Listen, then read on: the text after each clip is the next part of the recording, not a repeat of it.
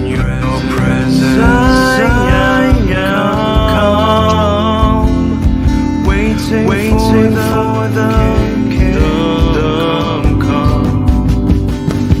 In His name I find, in His name I find, in His name I find the peace I seek.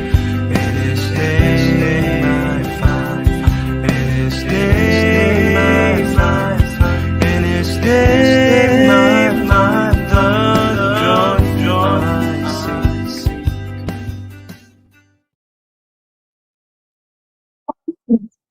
Selamat malam Bapak Ibu yang terkasih. Selamat bertemu kembali di kelas Sema Adonai pada hari Kamis 30 November 2023. Dan kali ini tema dari pembelajaran kelas kita adalah misi lintas budaya. Ini lanjutan dari materi misiologi ya Bapak Ibu. Dan ini pelajaran berseri. Dan yang menjadi narasumber kita seperti biasa adalah Ibu Anita Butar. Baik, Bapak Ibu sekalian, sebelum kita memulai kelas pembelajaran kita akan berdoa terlebih dahulu. Bapa kami yang di surga, terima kasih dan puji syukur ya Bapa. Karena pada malam ini kembali kami diberi kesempatan untuk bisa kembali berkumpul dan juga dalam keadaan sehat bersama di dalam kelas Sema Adonai untuk kembali belajar bersama-sama tentang kebenaran firman-Mu. Ya Bapa, kiranya selalu ada penyertaan dan pimpinan-Mu dalam kelas pembelajaran kami ya Bapa. Dan berkatilah saya sebagai moderator ya Tuhan, agar saya bisa memimpin kelas ini dengan baik, dengan benar, dan semua dapat berjalan dengan lancar sampai kelas pembelajaran ini selesai. Dan berkati juga para operator yang bekerja di belakang layar ya Tuhan, dan memampukan mereka untuk bisa melaksanakan tugasnya juga dengan baik, dengan lancar, sampai kelas pembelajaran ini selesai. Berkati juga internet kami ya Tuhan, sehingga tidak ada satu kendala apapun dalam internet kami semua, sehingga kami bisa belajar dengan baik, dengan lancar sampai kelas ini selesai. Dan berkati juga Ibu Anita Butar yang akan menyampaikan kebenaran firman-Mu ya Tuhan. Urapi dan berkati Ibu Anita Butar sehingga bisa menyampaikan kebenaran firman-Mu sesuai dengan kehendak hati-Mu. Dan berikanlah kepada kami semua hikmat yang daripada-Mu ya Tuhan, sehingga kami bisa menangkap setiap pemaparan materi yang disampaikan oleh Ibu Anita di dalam hati dan pikiran kami, dan memberikan kami pemahaman yang benar ya Tuhan. Dan menjadikanlah firman itu, mampukanlah bagi kami menjadi rema di dalam diri kami, sehingga kami dimampukan juga untuk melakukannya di dalam kehidupan kami, memberitakannya dan mengajarkannya kepada sesama kami. Terima kasih Tuhan, kami serahkan juga waktu pembelajaran kami di dalam tangan-Mu, dan kami patahkan segala kuasa kegelapan yang akan menghancurkan dan mengganggu kelas pembelajaran kami dalam nama Yesus. Kami serahkan waktu ini selanjutnya dalam tangan-Mu ya Tuhan. Doa ini kami panjatkan dengan perantara Tuhan Yesus Kristus, Juru Selamat kami yang hidup. Haleluya. Amin. Baik Bapak Ibu sekalian, sebelum kita masuk pada kelas pembelajaran kita akan terlebih dahulu melihat profil dari narasumber kita, yaitu Ibu Anita Butar.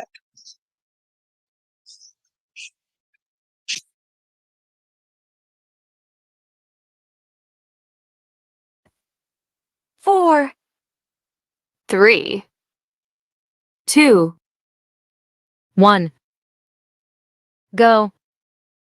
Salam semua, selamat datang kembali di Sema Adonai. Dan pada kesempatan kali ini kita akan berkenalan dengan pengajar kita, yakni Ibu Anita Butar. Dan berikut adalah profil singkat dari beliau. Beliau lahir dengan nama lengkap Anita Mariana P. Butar-Butar, lahir di Kota Jakarta pada tanggal 4 September tahun 1982. Pendidikan Teologi S1 Sekolah Tinggi Alkitab Penyebaran Injil Majalengka. S2 Harvest International Theology Seminary Tangerang. Pelayanan. Saat ini beliau melayani sebagai pengajar di STT Victory Bogor, sebagai pengkhotbah di beberapa persekutuan doa dan gereja-gereja, sebagai tim misi kesehatan di Jakarta, provinsi-provinsi dan pulau-pulau di Indonesia, dan sebagai hamba Tuhan di Gereja JKI Bandung dan Tangerang. Ibu Anita Mariana PBMTH adalah seorang hamba Tuhan yang melayani di bidang misi selama lebih dari 15 tahun. Di usianya yang masih muda, ia sudah berkeliling ke 30 provinsi di Indonesia dan beberapa daerah luar negeri. Anita Butars, demikian nama panggilan yang memiliki visi untuk melayani misi penginjilan sampai ke ujung-ujung bumi dan bangsa-bangsa. Dengan karunia yang diberikan Tuhan, ia bergerak dalam bidang apostolik, profetik, dan bergerak di bidang pelatihan dan pengajaran spiritual. Beliau juga menulis beberapa buku, di antaranya buku autobiografi Brigjen Pendeta E.R. Situmorang MDiv, buku Rohani Dimensi Alam Supranatural, dan buku Antologi Umum.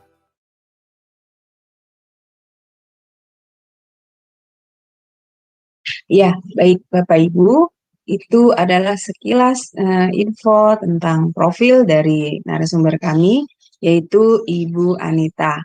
Baik, saya akan menyapa terlebih dahulu narasumber kami. Shalom, selamat malam Ibu Anita. Shalom Bu Aling, selamat malam semua. Iya, gimana Ibu? Sehat ya Bu? Puji Kabarnya? Tuhan. Yes, Iya, amin. tetap sehat. Amin, puji Tuhan. Baik Ibu, saya serahkan waktu dan tempat selanjutnya pada Ibu. Dipersilakan. Baik, shalom semua. Kita akan lanjutkan pembelajaran kita di session yang keempat dari pelajaran misiologi, yaitu tentang misi lintas budaya. Oke, ini PowerPoint-nya. Semakin lama nih Bu Aling ya, pembelajaran ke depan itu semakin sangat menarik menurut saya. Ya, pemahaman kita itu akan semakin bertambah, yang tadinya nggak tahu akan jadi tahu ya. Jadi amin, saya berdoa teman-teman semua, Bapak Ibu yang hadir, baik yang menonton YouTube-nya ya, menonton siaran ulangnya, itu sangat bermanfaat ya. Puji Tuhan. Nah, di kesempatan ini adalah kita akan mempelajari tentang pengertian misi lintas budaya ya. Kenapa sih ada misi lintas budaya? Nah, ini adalah pengertiannya. Coba slide-nya, Pak. Kita masuk di slide yang pertama. Berikut ini adalah pengertian misi lintas budaya, yaitu suatu misi oleh badan misi yang mengirimkan utusan badan misi untuk melintasi dan menyatu pada suatu budaya lain di suatu ladang misi dan mengembangkannya di dalam kebudayaan mereka sendiri. Ya, nah di misi lintas budaya ini tuh nggak harus misi itu dilakukan di negara asing, Bapak Ibu ya, tapi bisa juga misi yang ditujukan pada suku lainnya di dalam satu negeri yang sama. Ya, contohnya kayak kita orang Indonesia. Di dalam Indonesia sendiri itu kan ada berbagai macam suku ya, dan Indonesia itu memiliki 34 provinsi, bahkan sekarang dipecah menjadi 38 provinsi ya kalau nggak salah ya, dan terdiri dari 1.340 suku. Wow, ini luar biasa ya, paling terbanyak di seluruh dunia, 1.340 suku. Ini menurut sensus Badan Pusat Statistik tahun 2010 ya. Tahun ini mungkin akan lebih spesifik lagi ya, cuma saya belum mencari data lengkapnya. Oke. Nah, kita lihat Bapak Ibu, pengertian misi lintas budaya ini adalah bagaimana seorang utusan badan misi itu nantinya akan berada di dalam pelayanan misi itu sendiri, di ladang misi sendiri, dan dia harus hidup di dalamnya sesuai dengan kebudayaan setempat. Ya, jadi memang ini menurut saya pembelajaran yang sangat unik ya. Kita sebagai hamba Tuhan, kita anak-anak terang, anak-anak kerajaan Tuhan, anak-anak Allah itu kan harus melakukan amanat agung Tuhan Yesus, betul ya. Jadi kita harus cross culture ya, harus lintas budaya. Supaya apa? Supaya itu benar-benar amanat agung yang akan kita sampaikan itu bisa mengena ke seluruh suku-suku bangsa, termasuk di Indonesia. Nah, kita lihat lagi slide selanjutnya. Nah, ternyata ada hubungannya tentang pembelajaran antropologi, yaitu ilmu tentang manusia, ya, dengan penginjilan lintas budaya. Nah, kita lihat di sini, tugas utama dari misi adalah menyampaikan Injil Kristus, karya penebusan Kristus melalui mana manusia bisa berhubungan dengan Allah, ya. Nah, dengan memahami satu pembelajaran antropologi atau ilmu tentang manusia, siapa itu manusia, manusia itu makhluk sosial dan makhluk spiritual, ya, itu membuat kita itu memahami, ya, orang misionaris atau kita anak teranggilan atau misi dengan manusia, ya. Memang sih nggak mutlak ya Bapak Ibu ya, tapi tugas utama dari misi ini adalah sebenarnya untuk menyampaikan tentang siapa Yesus Kristus itu. Kita harus menyampaikan seperti amanat agung Tuhan Yesus, ya. Nah, menurut Dr. Eugene Nida, arti antropologi dalam pembudayaan kita dari Injil dan menyampaikan Injil sesuai dengan kebudayaan yang lain, ya. Nah, dalam hal ini antropologi kultural hanya memberikan jaminan bahwa ketika pesan itu dikomunikasikan, orang-orang akan lebih dimungkinkan untuk mengerti dan menerimanya, ya. Jadi memang pembelajaran antropologi ini ternyata penting, ya. Kita harus mengetahui siapa itu manusianya, ya. Kita harus mengetahui tipe-tipe atau kepribadian seorang manusia. Kita bisa mempelajari orang-orang dari berbagai suku, dan ternyata itu perlu dan mempengaruhi dalam pelayanan kita. Nah, biasanya kalau di dalam konteks pelayanan pastoral, ya, pastinya seorang gembala juga memahami jemaatnya gitu ya, memahami umat Tuhan yang dipimpinnya. Itu sebabnya di dalam pelayanan pastoral pun ada hubungannya dengan antropologi dan konseling. Ya, nanti hubungannya dengan psikologi dan sebagainya, wabah. Itu banyak deh.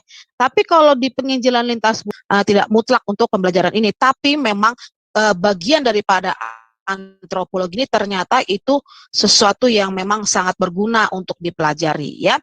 Jadi studi antropologi kultural ini sebenarnya memang tidak menjamin bahwa pesan yang kita komunikasikan itu kepada satu kelompok manusia atau kepada orang yang kita injili itu akan diterima, ya. Tetapi antropologi kultural ini memberikan sebuah jaminan bahwa ketika pesan itu dikomunikasikan, setidaknya orang-orang yang kita layani itu dimungkinkan untuk bisa menerima dan mengerti pesan yang akan disampaikan. Ya, paham ya Bapak Ibu ya.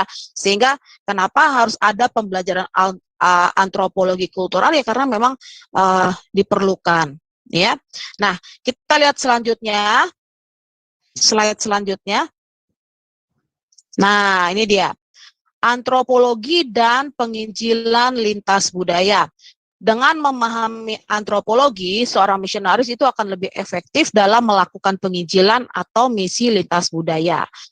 Hanya dengan memisahkan kebudayaan kita dan menyesuaikan dengan kebudayaan lain, kita bisa mengkomunikasikan Injil. Antropologi kultural memberi kita alat-alat konseptual untuk mengambil prinsip-prinsip Alkitab dari bentuk-bentuk kebudayaan mereka dan mulai membuatnya aplikatif bagi kebudayaan apapun. Sebab Tuhan Yesus adalah Tuhan atas semua kebudayaan. Ya, jadi kita percaya bahwa kita ini diciptakan sangat unik oleh Tuhan. Ya, begitu juga dengan manusia-manusia lain yang ada di bumi. Maka untuk memahami tentang kepribadian seorang, apalagi dengan kebudayaan yang berbeda, perlu sekali pembelajaran tentang antropologi. Ya. Nah, kenapa makanya orang-orang misionaris yang dari luar negeri itu ketika mereka masuk ke Indonesia, mereka harus belajar kebudayaan Indonesia, mereka harus belajar bahasa Indonesia minimal 3 bulan, kemudian mereka harus mempelajari tempat-tempat yang akan mereka tinggali, akan mereka layani, ya. Mereka setidaknya harus bisa berbaur, ya, sekalipun memang pada akhirnya ada juga yang akhirnya harus mental gitu, tetapi setidaknya pada waktu mau masuk ke dalam kebudayaan pelayanan yang akan dimasuki, ya, ditempati, itu mereka setidaknya sudah memahami lebih dulu tentang pelayanan ini, ya. Nah, kita lihat sendiri di sini sebelum badan misi atau kebudayaan kita itu sendiri mengutus utusan badan misi, kita harus tahu dulu bahwa badan misi itu adalah seperti sebuah organisasi atau lembaga Kristen, gereja, atau juga mungkin satu organisasi kemanusiaan, ya, yayasan, ministry, dan sebagainya. Lalu badan misi itu memiliki sarana atau memiliki fasilitas, memiliki satu pemberdayaan gitu, ya. Kemudian memiliki dana, itu yang paling penting untuk mengutus utusan badan misi. Nah, utusan badan misi ini adalah seorang misionaris atau seorang pelayan misi atau seorang penginjil yang diutus ke ladang misi, atau juga beberapa orang yang diutus untuk melakukan mission trip gitu, ya. Mission trip itu hanya hitungan hari dan hitungan minggu atau bulan, tapi tidak hitungan tahun seperti misionaris, ya. Nah, kita lihat kemudian ada LM atau ladang misi atau kebudayaan lain. Ini adalah tempat atau ladang pelayanan dalam misi. Ya, jadi kita bisa lihat di sini bahwa penginjilan lintas budaya ini itu memiliki prosesi atau bagian yang dimana tidak hanya pergi dan melakukan pelayanan amanat agung Tuhan Yesus, tetapi mereka harus punya payungnya, ada badan misinya, ya, sehingga mereka juga punya sandaran, mereka punya otoritas pengayoman yang dimana seorang misionaris atau seorang pelayan misi itu bisa mendapat penaungan, dan ada tempat di mana mereka bisa melayani orang-orang di sekitar atau di tempat mereka melayani. Oke, next slide, kita lihat lagi. Ini suara saya jelas ya, Bu Aling, ya, nggak ada putus-putus ya? Iya, tadi ada putus-putus tapi sekarang udah jelas, Bu. Iya, silakan. Nanti saya Oke. kasih tahu Ibu kalau tersendat-sendat, ya. Iya, soalnya di saya videonya ini, di video saya itu tidak aktif ya, atau saya matikan aja itunya ya, video Boleh, saya Ibu. ya. Iya, Ya, boleh. Silakan, oke. Ibu. Ya. Ya. Ya, saya lanjutkan ya. Nah, kita lihat sendiri kenapa kita mau melakukan pelayanan misi atau penginjilan adalah karena memang firman Tuhan dalam amanat agung Tuhan Yesus itu mengharuskan kita, mewajibkan kita untuk melakukan penginjilan sampai suku-suku bangsa. Tetapi dalam Kisah Para Rasul 1 ayat 8 sudah sangat jelas dikatakan, tetapi kamu akan menerima kuasa kalau Roh Kudus turun ke atas kamu. Kamu akan menjadi saksiku, kata Tuhan, di Yerusalem dan di seluruh Judea dan Samaria dan sampai ke ujung bumi. Dan ternyata dalam Kisah Para Rasul 1 ayat 8 inilah yang digunakan sebagai pola penjangkauan suatu misi. Ya, maka polanya seperti ini, Bapak Ibu. Yang pertama, yang jangkauan yang paling terdekat itu adalah Yerusalem, ya, yaitu misi yang ditujukan untuk masyarakat yang berlatar belakang suku bangsa dan kebudayaan yang sama. Contohnya, misi suku Jawa melayani orang Jawa, misi suku Batakaro melayani orang Batakaro, atau misi suku Nias melayani orang-orang di Nias, orang-orang Nias. Ya, jadi memiliki satu kesamaan, ya, masih family ya di Yerusalem. Lalu kemudian pola penjangkauan yang kedua adalah Judea. Apa itu Judea? Judea adalah misi yang ditujukan untuk masyarakat yang berbeda suku bangsa, tetapi kebudayaannya hampir sama, ya. Jadi nggak jauh-jauh lah dari keluarga, kayak tetangga mungkin gitu ya. Nah, contohnya misi orang Melayu Minangkabau melayani orang-orang Melayu Riau. Ya, ada kesamaannya dikit, tetapi ada perbedaannya ya. Lalu kemudian misi orang Batakaro untuk melayani orang-orang Batak Mandailing. Lalu kemudian misi orang Dayak Kenya melayani orang-orang Dayak Manyan dan sebagainya. Jadi memang kita bisa lihat di sini Tuhan itu sangat unik ya. Dia tuh mengerti sekali hal-hal yang dibutuhkan oleh manusia, sehingga Tuhan membuat itu sangat mudah dari orang-orang terdekat, kemudian tetangga, sampai ke ujung-ujung bumi, ya. Jadi menurut saya itu polanya yang dibuat Tuhan ini sangat luar biasa. Karena memang kuasa Roh Kudus itu akan turun, itu janji Tuhan, kalau kita menjadi saksi, kalau kita menjadi pemberita Injil, ketika kita menjadi terang Kristus, ya kan, di Yerusalem dan di seluruh Yudea, baik di pihak keluarga sampai tetangga dan sampai ke ujung bumi. Oke, next yang ketiga, kita lihat di sini. Yang ketiga adalah Samaria. Ya, apa itu Samaria? Samaria adalah misi yang ditujukan untuk masyarakat dari suku yang berbeda, tetapi tidak terlalu jauh perbedaannya. Ya, contohnya misi orang Jawa untuk orang Aceh, ya, misi orang Dayak untuk pelayanan misi orang Nias untuk pelayanan orang Sunda, ya, dan sebagainya. Jadi mungkin tetangga jauh lah begitu ya. Kalau tadi tetangga dekat di Judea, sekarang tetangga jauh ya kan. Nah, menurut saya semua ini bisa dilakukan baik melalui seorang penginjil, baik melalui seorang misionaris, juga baik melalui anak-anak Tuhan. Ya, kita semua bisa menjangkau ini semua Bapak Ibu, karena itu janji Tuhan, ya. Lalu yang keempat adalah ujung bumi. Nah, ujung bumi adalah misi yang ditujukan untuk masyarakat dari suatu suku bangsa dan kebudayaan yang berbeda. Contoh, misi orang Indonesia untuk orang-orang di India, misi orang Amerika untuk orang-orang di Cina, misi orang Korea untuk orang-orang di Afrika. Jadi memang sudah ada perbedaan ya, perbedaan semuanya itu baik bahasa, semua itu ada perbedaannya. Inilah sampai ke ujung bumi. Tapi jangan salah, ujung bumi setiap orang itu berbeda-beda. Ujung bumi orang Cina itu di Israel, Bapak Ibu. Ujung bumi orang Barat itu di Papua. Nah, ujung bumi Indonesia itu saya nggak tahu ada di mana. Itu masing-masing punya ujung buminya sendiri-sendiri.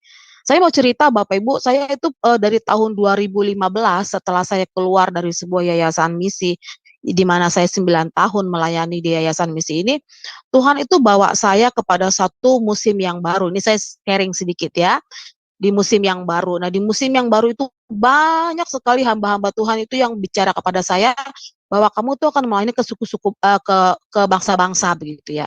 Awalnya saya berpikir, ah, cukuplah apa yang sudah Tuhan kasih, karena saya waktu itu saya sudah sampai ke 30 provinsi dan saya sudah ke negara-negara Asia kecil gitu ya. Jadi saya pikir ya sudahlah, mungkin sebatas itu, kalau Tuhan mau bawa ya nanti terserah Tuhan gitu. Tapi ternyata banyak sekali hamba-hamba Tuhan yang berbicara seperti itu, dari hamba-hamba Tuhan yang berbeda-beda, yang tidak saling kenal, bahkan sampai orang-orang jauh bicara seperti itu. Akhirnya saya punya satu antusias, saya punya satu keinginan yang kuat untuk saya bisa melayani penginjilan sampai ke suku-suku bangsa. Tapi setelah 2015 itu sampai hari ini saudara itu belum terlaksana. Kadang-kadang saya mikir, Tuhan benar nggak sih ya? Tapi ternyata Tuhan itu ajaib loh. Tuhan mengizinkan saya bisa melakukan penginjilan tanpa harus terbang ke negara di mana Tuhan membawa saya.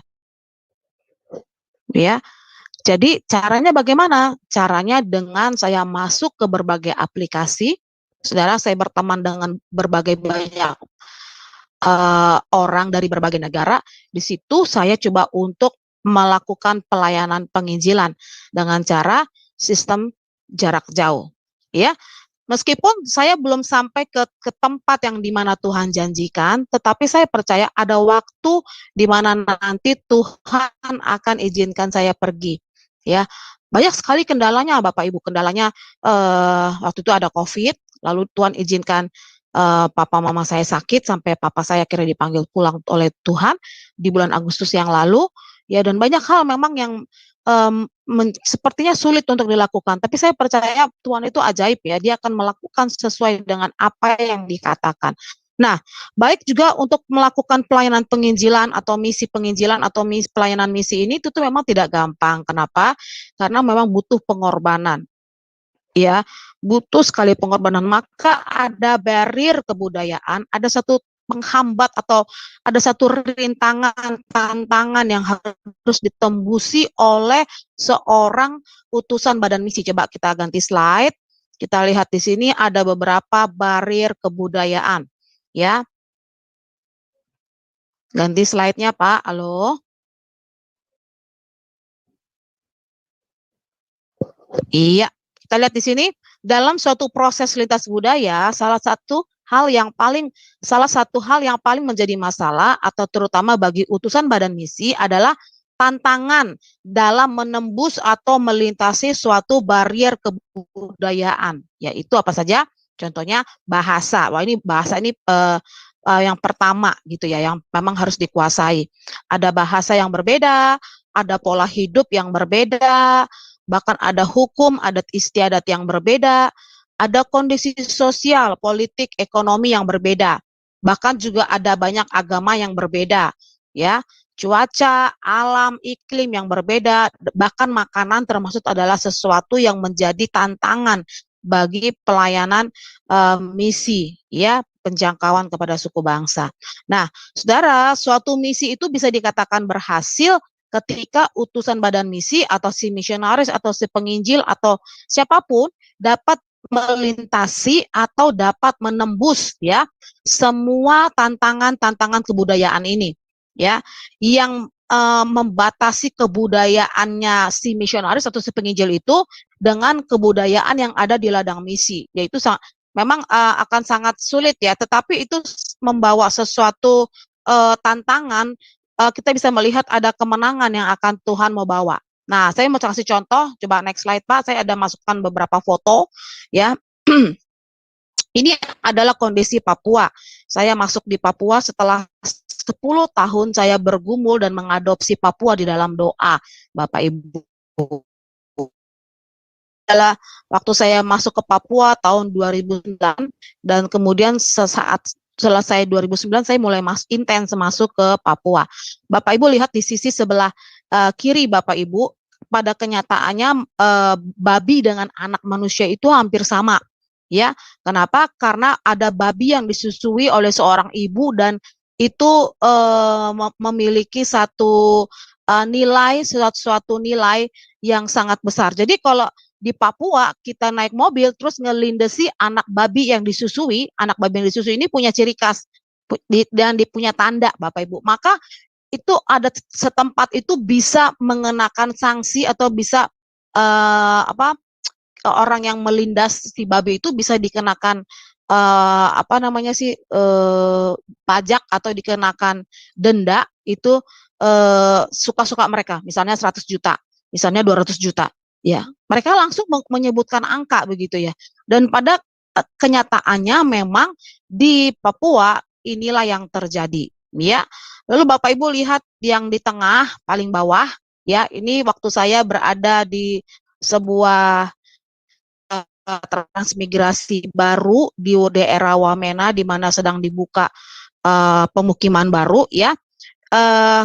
Ini adalah waktu mau ada perang antar suku ya. Jadi perang antar suku ini sebelum perang antar suku mereka seperti melakukan ritual atau sedang mau melakukan upacara begitu ya. Dan saya karena mereka tahu saya adalah hamba Tuhan, saya ikut dilibatkan. Tapi sebelum perang itu terjadi saya harus dilarang gitu. Jadi memang itu pada waktu terjadi saya dilibatkan mau perang gitu ya Bapak Ibu ya. Nah, singkat cerita pada waktu itu mereka berpakaian, ada yang sudah berpakaian, ada tidak ya. Nah, kalau ibu pakaian Papua pedalaman begitu ya, yang menggunakan sare. Sare itu ya itu adalah akar tanaman ya yang saya pakai, yang kenakan seperti rok ya. Itu adalah akar tanaman yang dikait-kait gitu ya, satu persatu, dan itu nilainya sangat mahal. Satu sari itu seharga 1,2 juta ya, padahal itu cuma dari akar-akar tanaman yang mereka anyam begitu ya. Nah, mereka punya kebiasaan itu tidak menggunakan pakaian. Kalau pria-pria mereka hanya pakai koteka, tapi kalau wanita mereka hanya pakai sari gitu ya, tanpa memakai alas dada ya. Tapi karena saya dari kota, mungkin seperti ya Bapak Ibu ya, kebudayaan yang memang ada, kebudayaan saya dengan budaya sangat berbeda. Jadi budaya nih Bapak Ibu ya, ini mau nggak mau harus mensiapkan noken. Noken itu adalah tali anyaman akar-akaran pohon yang dibuat seperti tas. Jadi saya menggunakan dua noken, noken di depan dan noken di belakang seperti itu. Dan untuk perjalanan dari satu tempat ke tempat lain itu membutuhkan waktu berjam-jam, berhari-hari untuk masuk ke satu desa kepada desa yang isi tidak boleh menggunakan kaki ya. Jadi Bapak Ibu lihat, ini kan kebudayaan Selampat dan bisa menggunakan alas kaki, ada yang tidak. Jadi memang seperti suku Baduy ya, suku Baduy juga begitu. Baduy pedalaman itu mereka tidak boleh menggunakan transportasi apapun. Jadi kemanapun mereka harus berjalan kaki karena mereka punya hukumnya. Jadi mereka tidak boleh menggunakan fasilitas apapun. Kalau dalam berjalan mereka harus tetap jalannya. Seperti itulah ya Bapak Ibu ya. Nah, terus Bapak Ibu lihat di sisi kanan Bapak Ibu, di situ ada seorang ibu-ibu atau oma yang jari tangannya itu setengah, yang satunya utuh. Ya, lihat ya Bapak Ibu ya. Nah, kebayang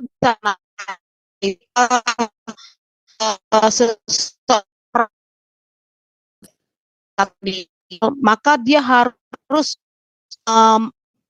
memutuskan jari tangan ruas dua atau tiga ya, 1, 2, 3.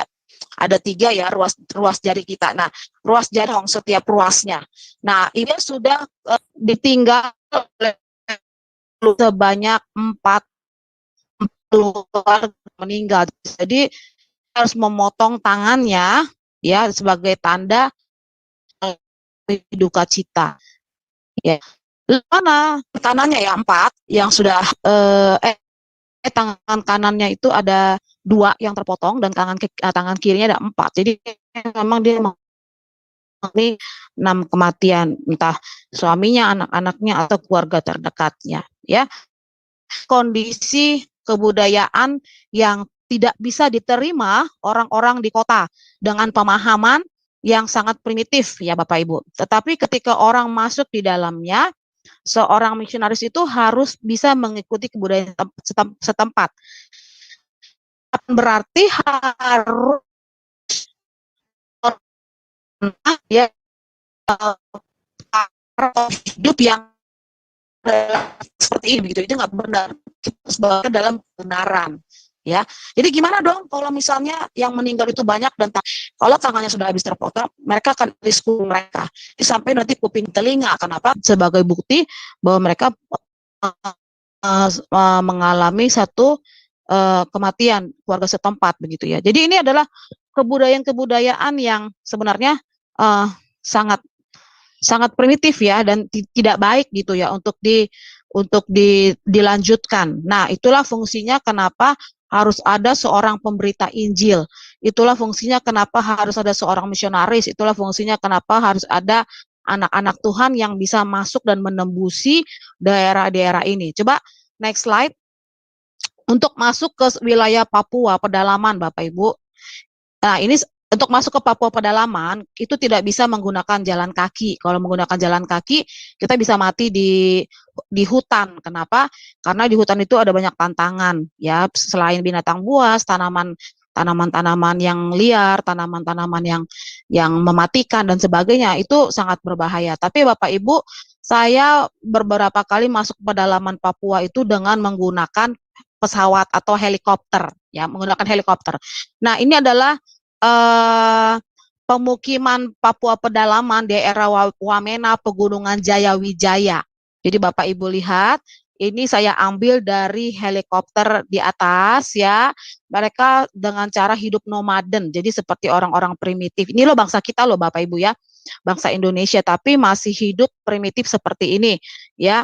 Mereka hidup berkumpul, tetapi satu kumpulan dengan kumpulan yang lain itu sudah beda bahasa ya. Jadi mereka hidup dan tinggal itu hanya di pedalaman seperti ini. Jadi ketika mereka nggak bisa bertukar mereka nggak punya uang untuk mereka itu bisa membeli beras dan sebagainya. Jadi mereka paling hanya bertukar barter hasil buruan, ya. Jadi mereka memburu apa di hutan, mereka dapat sesuatu, mereka tukar dengan orang, misalnya mereka tukar dengan beras, tukar dengan gula dan sebagainya, ya. Nah, coba next slide-nya. Next slide.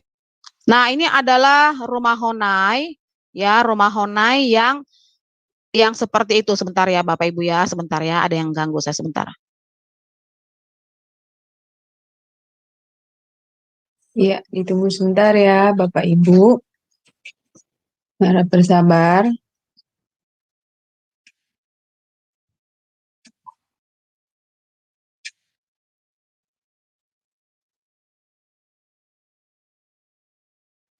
Oke, maafkan saya. Ya, saya lanjut lagi, Iya, Bapak Ibu. Ibu. Ya, silakan. Ya, ya, jadi ini adalah rumah Honai, rumah orang Papua yang hanya terdiri dari 2 lantai. Ini Bapak Ibu lihat, ini pintu masuknya sangat kecil, itu hanya sekaki saya saja. Lalu kemudian kalau lihat di bawahnya itu adalah eh, di bawahnya sisi sebelah kanan bawah itu adalah lantai 1 dan sisi kanan atas itu adalah lantai 2 ya. Rumahnya hanya kecil dan itu hanya jerami-jerami dan di bawah itu mereka kalau malam itu mereka menghidupkan api karena memang iklim di sana sangat dingin apalagi ini di Pegunungan Jayawijaya itu bisa minus 3 sampai 5 derajat ya. Itu mereka menghangatkan tubuh dengan cara memasang api di dalam rumah. Jadi Bapak Ibu bisa bayangkan di lantai 1 itu api sampai nanti naik ke lantai 2 atas itu menghangatkan mereka, tapi mereka jadi ispa. Kenapa? Karena ada gangguan saluran pernapasan ya. Jadi nggak semua orang bisa masuk dan tinggal stay di tempat seperti ini ya Bapak Ibu ya. Nah yang di samping saya itu adalah seorang hamba Tuhan dan penerjemah bahasa. Karena kalau kami masuk ke pedalaman tanpa penerjemah kami bisa dibunuh. Kenapa? Karena bisa dipikir orang lain apa namanya orang jahat dan sebagainya. Jadi memang harus ada penerjemah. Nah, Bapak Ibu lihat ya ini tidak gampang menjadi seorang misionaris. Kenapa? Karena memang butuh keberanian ya. Dan semua tantangan-tantangan yang tadi saya sudah sebutkan di awal, bahasa yang berbeda, pola hidup yang berbeda, ini termasuk pola hidup yang berbeda ya, bahkan bahasa pun berbeda-beda. Juga ada hukum adat istiadat yang berbeda, ya kan, ada kondisi ekonomi yang berbeda juga sangat mempengaruhi, bahkan agama juga di sana tuh mereka tidak mengenal Kristus, mereka tidak mengenal Tuhan, tapi mereka tahu ada Tuhan, tapi mereka tidak bisa hidup dengan kebenaran karena tidak ada yang memberitahu. Bahkan iklim, cuaca itu sangat-sangat menentukan ya, bahkan makanan mereka juga sangat-sangat aduh pokoknya sangat berbeda dengan kita. Jadi memang ini sebuah tantangan yang harus bisa ditembusi oleh seorang pelayan misi atau seorang penginjil ya. Kita coba lanjut lagi. Nah, dalam pelayanan ini sendiri ada disebut dengan tahap penembusan. Apa itu? Terjadi apabila perbedaan antara kebudayaanku dengan kebudayaan mereka, kebudayaan kita, kebudayaan seorang misionaris atau penginjil dengan kebudayaan di ladang pelayanan misi itu besar, maka besar pula lah kesulitan untuk menembusnya. Ya, jadi kalau misalnya gua lulu ya itu susah lah untuk klopnya. Nah, di sini itu seorang utusan badan misi atau penginjil, misionaris ya, itu harus masuk kepada tahap-tahap ini. Ada 4 tahap. Yang pertama, kita bisa lihat di sini ada utusan badan misi yang seperti hanya tahap turis ya. Tahap turis ini seperti orang-orang yang hanya melakukan mission trip. Mission trip itu hanya beberapa minggu ya, tidak sampai hitungan bulan dan tahun. Nah, tahap turis itu adalah seorang UBM atau utusan badan misi akan merasa tertarik melihat hal-hal yang di ladang misi yang dianggapnya baru dan merasa tertantang untuk mengatasinya. Ya, gejalanya apa aja? Gejalanya itu senang jalan-jalan, ya senang melihat situasi baru, suka ngumpulin cenderamata yang ada di tempat itu, ya kan? Suka foto-foto, ya kan sebagai dokumentasi, suka buat laporan-laporan yang optimis dan lain-lain. Ya, itu di tahap turis ya. Jadi tahapan untuk menjadi seorang penginjil dan misionaris itu baru tahapannya ada beberapa Bapak Ibu ya. Jadi yang pertama itu baru di tahap ini mereka senang-senang aja gitu ya. Senang bisa melakukan aktivitas di luar dari rutinitas biasa. Lalu masuk ke tahap shock budaya, culture shock ya. Nah, seorang utusan badan misi mulai merasakan perbedaan-perbedaan yang ternyata tidak menyenangkan hatinya. Ya, lambat laun, seiring waktu berjalan, ya kan, bukan cuma sehari 2 hari, tapi kemudian berbulan-bulan, bahkan bertahun-tahun ya, itu muncul gejala-gejala udah mulai mengkritik kebudayaan setempat, mulai ngerasa nggak cocok, mulai ngerasa kayaknya harus pulang, ada rasa homesick ya, ada rasa rindu kampung halaman dan sebagainya ya. Lalu muncul ada rasa nggak betah, muncul lagi ada rasa yang butuh komunitas, butuh teman dan sebagainya, ya kan, yang berasal dari tempat yang sama dan sebagainya. Jadi memang untuk masuk kepada tahapan pelayanan ini tuh nggak gampang, karena pada waktu masuk ke tahap culture shock ini atau shock budaya ini, Bapak Ibu, disitulah seorang pelayan misi atau seorang penginjil itu mengalami tantangan. Sampai di sini. Kalau di tahap turis itu mereka senang-senang aja, seperti ngerasa enjoy. Tapi di tahap kedua ini, itu adalah tahapan di mana penentuan itu akan dimulai. Nah, biasanya pada tahap inilah terlihat apakah seorang UBM akan berhasil atau gagal, ya. Nah, jika UBM pulang, maka gagallah misinya. Tetapi jika ia bisa masuk ke tahap ketiga, maka ada kemungkinan untuk berhasil, ya. Nah, kita lihat lagi ya. Di tahap yang ketiga apa saja? Ya, di tahap yang ketiga itu adalah tahap penyesuaian. Nah, seorang UBM mengalami proses belajar kembali, ya, seperti waktu pertama datang, tetapi dengan pengalaman yang lebih matang. Pada tahap ini, UBM akan bangkit kembali untuk menyesuaikan diri dengan kebudayaan setempat. Nah, jadi di tahap ini seorang UBM itu masih mungkin untuk gagal, tapi sudah mulai masuk dalam tahap penyesuaian. Ya, gejalanya apa saja?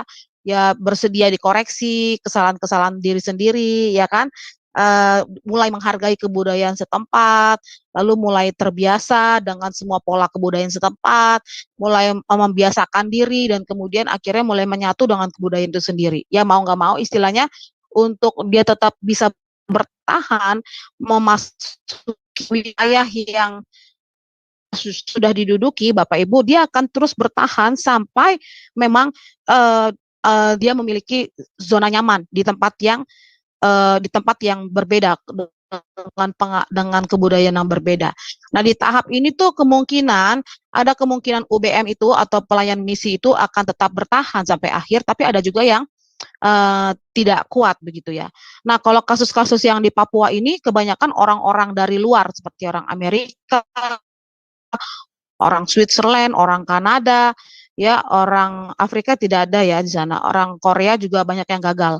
Jadi yang waktu saya lihat itu kebanyakan adalah orang-orang dari barat ini, mereka sangat kuat karena mereka ditopang oleh gereja setempat dari asal negara mereka.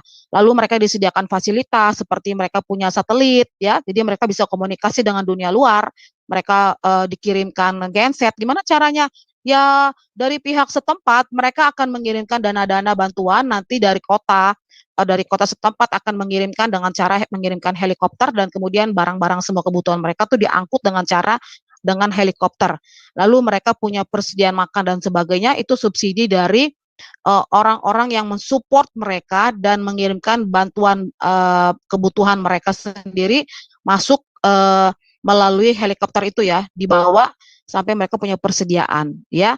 Dan ini sangat unik. Sebenarnya saya mau berbagi loh video tentang suku pertama atau suku kedua di Papua yang dimenangkan untuk Tuhan dari pelayanan misionaris ya, NTM, New Tribe Mission, itu sangat luar biasa ya. Saya punya beberapa dokumentasinya, bahkan sudah beberapa mengenal komunitasnya begitu ya. Tapi saya nggak tahu apakah waktunya cukup ya, apakah videonya bisa bisa dibuka. Tapi saya nggak buka sekarang, saya akan buka besok, karena besok di minggu ke depan saya akan berbagi tentang pelayanan misi suku terasing. Saya akan berbagi di situ sekalian. Kenapa? Karena di situ ada pelayanan misi lintas budaya, ada pelayanan misi kontekstual, di situ juga ada pelayanan misi suku terasing, suku teraniaya, semua lengkap di situ ya. Jadi memang saya sebenarnya nggak mau banyak ngajar ini ya Bu Heni ya. saya ingin berbagi video gitu ya, supaya kita bisa membagi pengalaman begitu ya. Tapi ya saya tahu Iya. ada beberapa pembelajaran juga memang yang harus dibagi gitu ya. Memang nggak bisa sempurna, tapi inilah garis besarnya seperti itu. Ya, oke, oke kita lanjut lagi. Lalu kemudian di tahap yang keempat itulah tahap budaya. Nah, seorang yang berhasil menyesuaikan diri dengan kebudayaan setempat dan merasa menjadi bagian atau anggota masyarakat setempat ya. Nah, dari hal ini UBM itu memiliki dua kebudayaan dan disebut dwi budaya. Jadi gejalanya itu si UBM-nya ini atau si pelayan misi ini dapat melakukan kegiatan sehari-hari dengan enjoy ya, karena sudah terbiasa, kemudian sudah terbiasa juga dengan pola kebudayaan setempat. Mungkin yang diubahkan adalah hal-hal yang tidak sesuai dengan kebenaran ya, hal-hal yang tidak sesuai dengan kebenaran. Si UBM-nya atau pelayan misinya itu berhak untuk mengarahkan mereka untuk kepada pola atau kebenaran ya. Contoh dalam bidang medis misalnya tidak boleh makan sayuran pakis misalnya dan karena ada racun dan apa sebagainya gitu ya. Tapi orang-orang sana itu karena udah terbiasa mereka makan gitu ya, makan apa saja yang ada di situ. Kan mereka mendapatkan makanan dari hasil buruan dan kemudian biji-bijian atau tumbuh-tumbuhan yang memang hidup di hutan begitu ya. Jadi ada beberapa hal dari sisi medis yang tidak boleh diajarkan dan ada yang boleh begitu ya. Jadi memang ada banyak sekali sih memang pembelajaran untuk pelayanan pekerjaan misi ini. Makanya saya sangat mendorong sekali sebenarnya kalau Indonesia itu banyak buka sekolah-sekolah misi. Tapi sayangnya sekolah-sekolah misi di Indonesia itu ada sih beberapa, tapi ujung-ujungnya kembali ke pastoral Bapak Ibu ya.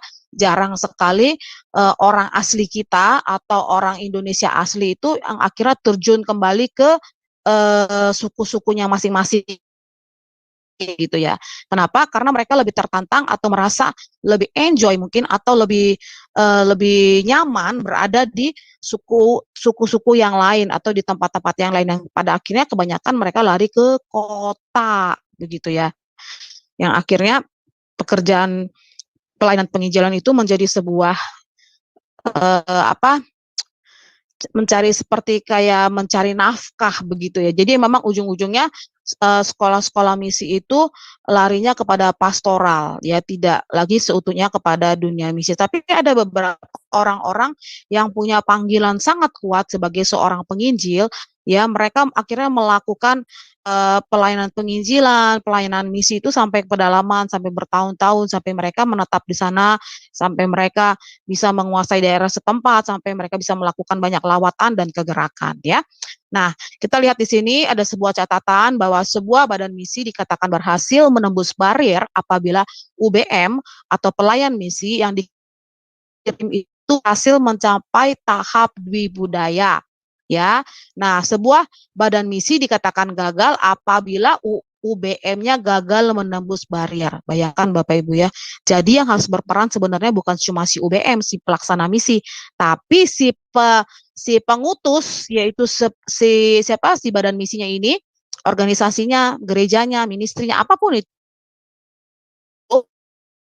harus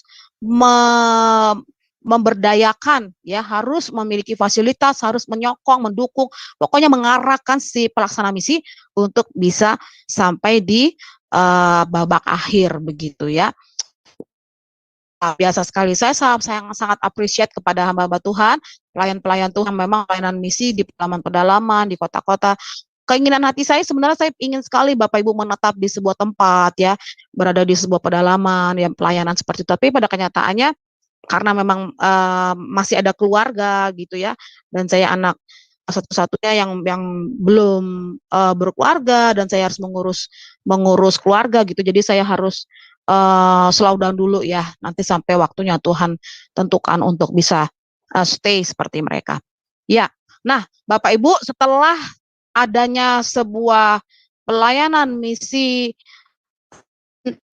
saya, maka lahir ada sebuah misi yang tekstual dan tekstual. Coba next slide Pak. Iya, ini adalah misi kontekstual dan misi tekstual yang berhubungan dengan misi lintas budaya ya. Apa saja itu? Misi kontekstual adalah misi yang tetap mempertahankan kebudayaan setempat ya, di mana kebudayaan misionaris atau UBM itu harus menyesuaikan diri dengan kebudayaan setempat, ya. Nah, contoh di Indonesia pernah kedatangan seorang misionaris dari Belanda yang disebut dengan Kulen, ya. Bapak Kulen ini pada pelayanan misi ke Indonesia itu tahun 1827, ya. Ia melayani di Jawa Timur, ya. Pada waktu dia melayani dan melakukan penginjilan dengan khas Jawa Timurnya, ya. Dan ia membeli hutan di Ngoro di Jawa Timur, ya. Dan Injil digunakan di sana disampaikan dengan menggunakan dengan cara-cara kebudayaan Jawa Timur begitu ya, dengan menggunakan wayang, alat musik dan tarian Jawa dan sebagainya. Sehingga di Jawa Timur itu mereka bisa mengalami lawatan dan kegerakan dan kekristenan mulai ada di Jawa, ya. Lalu kemudian pelayanan misi tekstual. Misi tekstual adalah misi yang tetap mempertahankan kebudayaan misi yang mengutus utusan badan misi, di mana kebudayaan setempat harus menyesuaikan diri dengan kebudayaan misionaris atau UBM-nya, ya. Contohnya di Indonesia juga pernah kedatangan satu hamba Tuhan, seorang perintis dari Jerman yang datang ke Indonesia, namanya adalah Vater MD, tahun 1774 sampai 1859. Jadi cukup lama ya Vater MD ini ada di Indonesia. Dia melayani orang-orang Jawa Timur juga dengan kebudayaan misionarisnya. Jadi contohnya kalau di Indonesia itu kita tahu bahwa kita adalah iklim tropis, tapi saat pelayanan tetap harus menggunakan jas dengan semua atribut ala barat begitu ya. Dan contoh liturgi pelayanan si misionaris itu dibawa ke dalam pelayanan daerah Jawa. Jadi makanya Bapak Ibu ada perbedaan antara misi kontekstual dan misi tekstual berdasarkan misi lintas budaya, ya. Nah, contohnya seperti ini. Saya mau kasih contoh next slide, ya. Contoh gambaran misi tekstual, ya. Jadi contohnya seperti ini, kalau Injil atau kebudayaan kita itu kita ibaratkan pemberitaan Injil itu Bapak Ibu ya, kita masukkan kepada kebudayaan orang lain itu nggak akan kena. Ya, kenapa? Karena mereka sudah pasang tembok rapat-rapat, mereka tuh nggak bisa lagi digoyahkan. Maka hasilnya tidak akan bisa menyatu. Tapi kalau kebudayaan kita tetap dan kebudayaan lain itu harus diubah, dikikis ya, maka itu akan klop ya. Nah, sebagian itu harus dibuang dalam kebudayaan yang harus diubah agar sesuai dengan bagian yang menonjol dari kebudayaan kita seorang pekerja misi daripada Injil itu sendiri. Jadi dengan cara tekstual seperti ini, itu Injil itu dapat dimasuki, ya. Mungkin secara tekstual itu sulit untuk diterima karena kita bagaimanapun harus menerima kebudayaan si misionaris, ya. Pasti susah untuk diterima di kebudayaan setempat. Tapi kalau itu bicara soal kebenaran, itu bisa saja Bapak Ibu.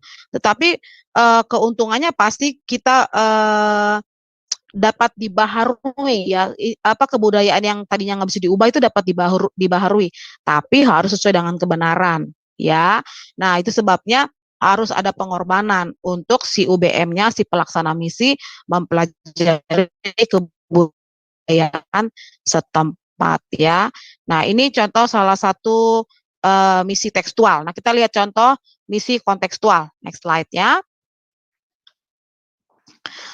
Ya, ini contoh gambaran misi kontekstual. Jadi kalau kebudayaan kita harus diubah, maka kebudayaan lain tetap, ya.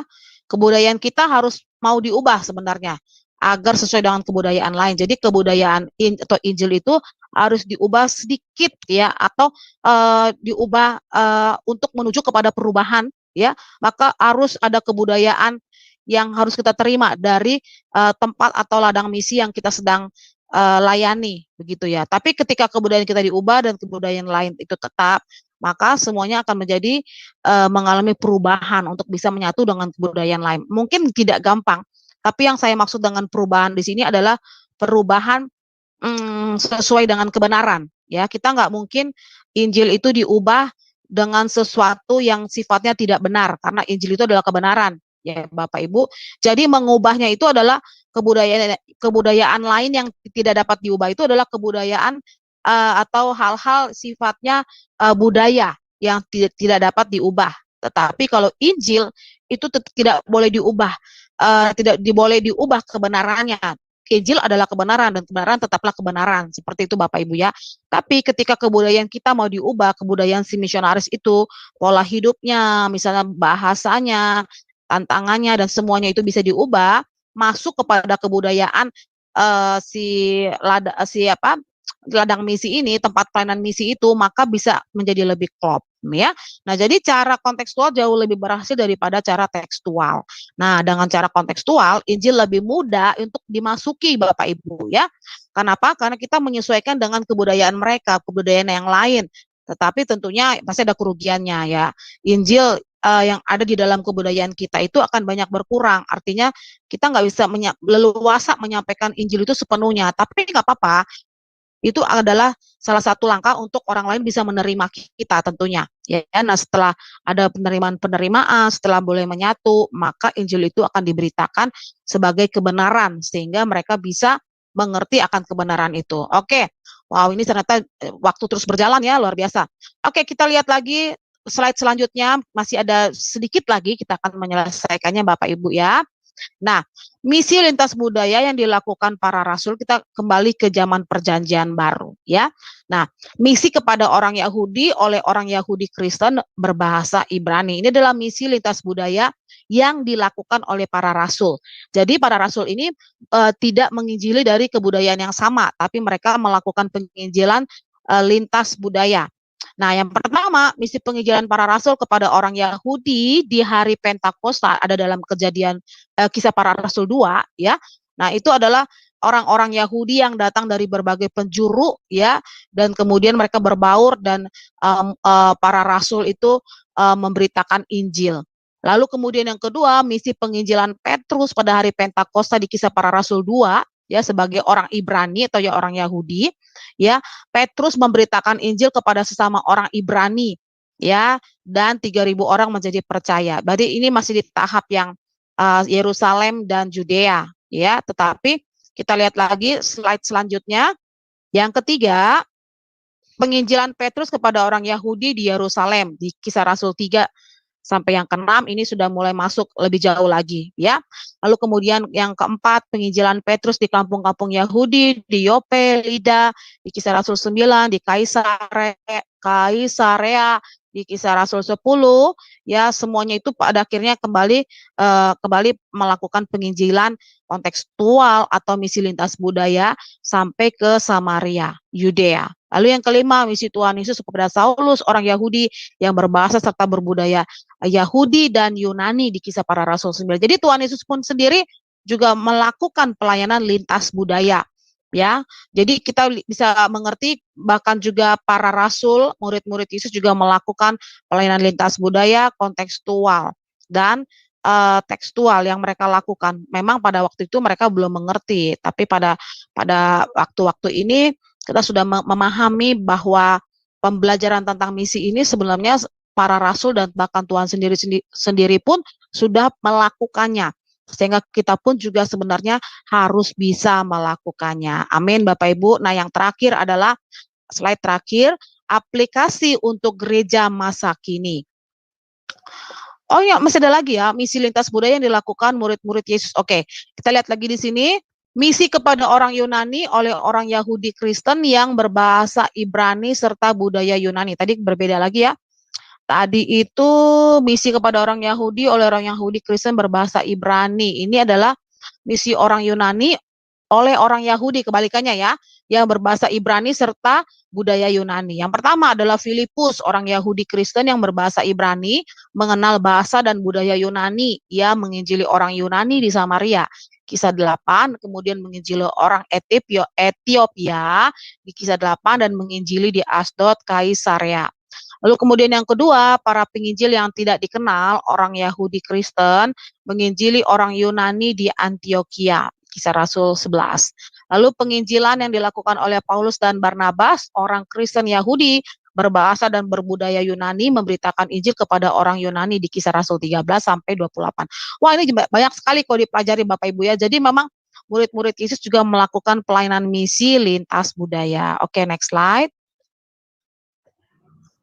Ya, ini yang terakhir, kita lihat di sini aplikasi untuk gereja masa kini, para pemimpin gereja, pendeta, majelis ya harus aktif memberitakan Injil seperti para rasul dan mempersiapkan serta mengajarkan jemaat Tuhan untuk bermisi.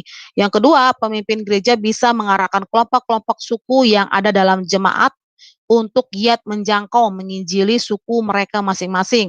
Contoh, kelompok orang percaya dari suku Batak menginjili orang-orang dari sukunya yang belum mengenal Tuhan, yaitu dari baru tahapan Yerusalem aja ya. Lalu kelompok orang percaya dari suku Jawa menginjili orang-orang dari sukunya yang tersebar di perantauan dan seterusnya. Jadi Bapak Ibu yang dikasih dalam Tuhan, saya punya goal sebenarnya ya, punya tujuan akhir daripada pembelajaran misiologi ini adalah mengadopsi suku ya. Oke, saya selesaikan apa namanya? Slide-nya sudah selesai. Uh, saya mau berbagi yang lain. Ini slide-nya dimatikan saja. Oke. Jadi saya punya satu tujuan Bapak Ibu, ya. Saya punya satu tujuan tujuan daripada akhir pembelajaran daripada misiologi ini adalah Bapak Ibu akan mengadopsi sebuah suku. Ya, mengadopsi sebuah suku itu adalah bukan berarti Bapak Ibu harus pergi ke sana kemudian mengumumkan diadopsi dan sebagainya, enggak ya. Mengadopsi sebuah suku di dalam doa. Jadi kenapa waktu Bapak Ibu punya kerinduan, waktu Bapak Ibu mendengarkan penjelasan-penjelasan saya tentang pelayanan misi, itu pasti saya percaya Bapak Ibu tuh punya kerinduan di dalam diri Bapak Ibu ya, untuk bisa melakukan pelayanan penginjilan sampai kepada suku-suku bangsa. Ya, minggu depan ini akan lebih seru lagi Bapak Ibu ya. Nah, bagaimana itu bisa terjadi adalah mulai dengan melakukan mengadopsi suku secara roh atau secara doa. Kenapa? Karena kalau Bapak Ibu mau melakukan pelayanan penginjilan, maka harus dirami dulu ya. Mau melakukan sesuatu harus dirami dulu, betul Bapak Ibu ya. Jadi alangkah baiknya ketika pembelajaran ini sudah di akhir, ya Bapak Ibu tidak hanya, oh begitu, oh iya saya mulai paham pelajaran misiologi, tapi tidak mempunyai satu tujuan, ya tidak ada hal yang akan dikerjakan. Ketika seorang mendapatkan sebuah pengetahuan, tidak cukup hanya menyimpannya, tetapi dia harus melakukan sesuatu. Maka ketika seseorang itu melakukan proses pembelajaran, pasti ada goal yang memang harus dia raih begitu ya Bapak Ibu. Saya rindukan bagaimana setiap gereja Tuhan yang sudah mendengarkan tentang pelayanan misi ini atau pembelajaran misiologi ini, mereka punya goal, ya, punya tujuan, punya destiny. Nah, Bapak Ibu ini kasih Tuhan, sekali lagi saya mau cerita bahwa saya 10 tahun berdoa sebelum saya masuk ke Papua, ya. 10 tahun berdoa itu bukan waktu yang cukup singkat, tapi waktu yang cukup lama. Tapi pada kenyataannya selama 10 tahun itu saya mengadopsi suku Papua. Akhirnya di tahun-tahun setelah masa 10 tahun itu Bapak Ibu, saya bisa ke berbagai tempat di wilayah Papua, di mana orang mungkin sulit untuk masuk sampai ke daerah sana, tapi saya diizinkan Tuhan untuk bisa masuk ke tempat-tempat yang mungkin tidak terjangkau. Nah, bagi Bapak Ibu yang punya panggilan untuk pelayanan misi, bagi Bapak Ibu yang punya panggilan dalam pelayanan penginjilan, ya Bapak Ibu bisa mulai melakukannya di dalam doa. Oke, mungkin bukan konteks pelayanan yang jauh-jauh begitu, mungkin hanya di sekitar Bapak Ibu ya, mungkin hanya di sekitar di Yerusalem, Samaria gitu ya, mulai dari keluarga, mulai dari tetangga jauh gitu, tetangga dekat, tetangga jauh. Boleh lakukan Bapak Ibu dengan cara apa? Mengadopsinya di dalam doa. Gimana caranya? Bapak Ibu tinggal hanya berdoa, sebutkan wilayah yang akan Bapak Ibu mau jalani. Nanti lihat dalam beberapa tahun atau mungkin Tuhan melakukan percepatan, saya tidak tahu. Nanti Tuhan akan buka jalan supaya Bapak Ibu bisa dapat menginjili tempat-tempat yang memang sudah Bapak Ibu doakan. Ya, dan saya berdoa apa yang saya sampaikan ini itu bisa membawa sesuatu letupan ya, di mana Bapak Ibu bisa memiliki satu kerinduan untuk pelayanan misi penginjilan. Puji Tuhan, terima kasih. Saya kembalikan ke Ibu Aling ya. Silakan Bu Aling. Iya, luar biasa Ibu Anita pemaparannya untuk materi malam ini. Ya, terima kasih Ibu atas pencerahannya bagi kami semua. Baik, Bapak Ibu sekalian, sebelum kita masuk pada sesi tanya jawab dan diskusi, saya akan terlebih dahulu membacakan acara-acara seminggu ke depan Sema Adonai dan channel-channel yang relay ke YouTube. Ya, dimulai besok hari Jumat 1 Desember 2023 di jam 19.00 waktu Indonesia Barat di Sema Adonai akan kembali ada kelas pembelajaran firman. Kali ini materinya mengenai pelajaran Kristologi dan sudah masuk seri ke-14. Jadi pelajaran ini berseri ya Bapak Ibu, dan kali ini temanya adalah kedatangan Kristus. Dan yang menjadi narasumbernya seperti biasa Pak Pendeta Daniel Palungan dan moderatornya adalah Ibu Aling, saya sendiri. Kemudian di hari yang sama, di hari Jumat, di jam 21.00 waktu Indonesia Barat, di Sema Adonai masih ada kelas pembelajaran terakhir. Dan kali ini tema materinya adalah pelajaran sejarah penebusan. Dan temanya adalah pelita yang tak terpadamkan, diambil dari Nats 2 Petrus 1 ayat 9. Dan yang menjadi narasumbernya seperti biasa Pak Pendeta Yudi Lengkong dan moderatornya adalah Ibu Heni. Selanjutnya di hari Sabtu di tanggal 2 Desember 2023 di jam 19.00 waktu Indonesia Barat di Sema Adonai akan kembali ada kelas pembelajaran firman dan temanya adalah membentuk keturunan.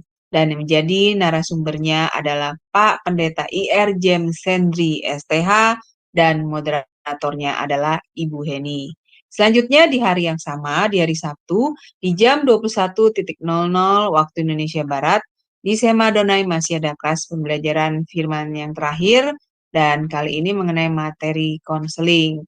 Dan temanya adalah mengenal piromania. Nah, ini Bapak Ibu perlu kita menarik ya ini ya, perlu kita ketahui dan kita belajar ya tentang orang yang mempunyai tipe piromania ini ya. Baik Bapak Ibu, yang menjadi narasumbernya seperti biasa adalah Pak Pendeta Dedi Kurniawan MTH dan moderatornya adalah Ibu Aling. Selanjutnya, di hari Minggu 3 Desember 2023 di jam 19.00 waktu Indonesia Barat, di Sema Adonai akan ada ibadah online. Ya, Bapak Ibu sekalian, dan yang menjadi liturgis moderatornya adalah Ibu Dewi dari Jerman, dan yang menjadi live songs-nya adalah Ibu Murni dan Ibu Yanti dari Jerman. Dan tema dari ibadah online kita kali ini adalah Indahnya Natal Hidupku. Dan ini dibawakan oleh Pak Pendeta Daniel Rukrisno. Dan untuk ibadah online ini hanya diadakan di channel Sema Adonai ya Bapak Ibu sekalian. Ya, baik ditunggu kehadirannya ya Bapak Ibu. Dan selanjutnya di hari yang sama, di hari Minggu, di tanggal 3 Desember 2023, setelah ibadah di jam 21.00 waktu Indonesia Barat akan ada kelas pembelajaran firman, yaitu kelompok tumbuh bersama. Ini kelompok tumbuh bersama dari Jerman ya Bapak Ibu, dan temanya kali ini adalah hati nurani menurut pandangan Alkitab. Dan biasanya kelompok tumbuh bersama ini diadakannya setiap 1 bulan sekali di Sema Adonai dan di awal bulan. Dan yang menjadi narasumbernya kali ini adalah Ibu Heni. Baik, selanjutnya saya akan bacakan channel-channel yang relay ke YouTube. Di antaranya channel Sema Adonai, channel Omihen, channel Gereja YouTube, channel Kahal Lirai TV, channel Pendalaman Alkitab, channel Nebu Ali, channel Garnet Sidan, dan channel Rin Jumat.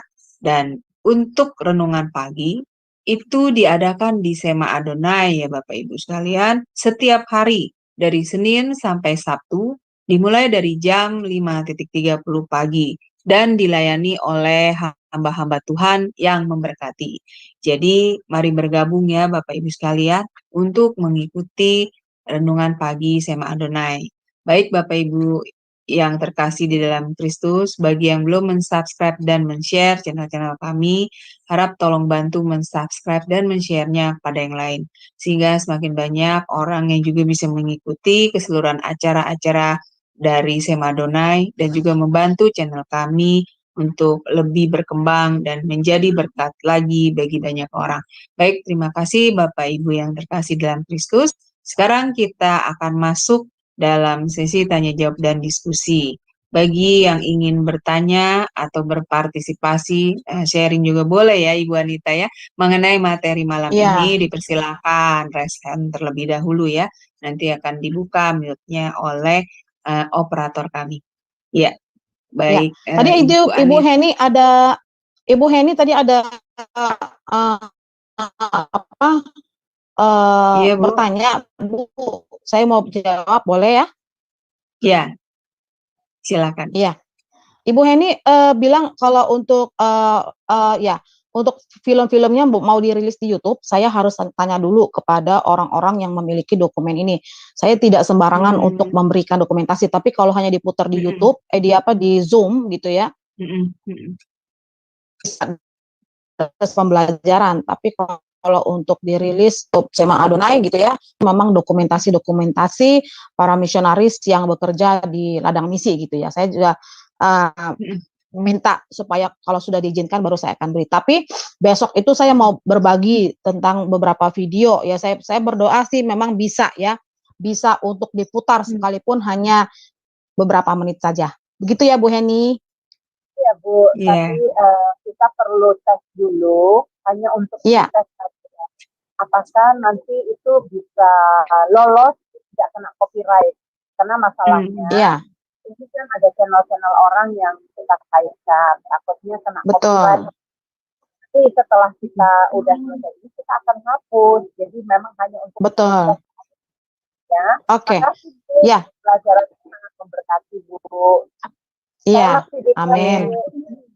Lagi di kereta Ibu Heni. Berangkat kerja. Iya, oke. Oke, nanti akan diinfo ya Bu ya. Oke. Baik. Ya, Ibu Anita luar biasa ya Bu pemaparan materi malam ini. Nah, ini sudah ada yang bertanya, ada yang mau bertanya. Ya, silakan Pak Aron.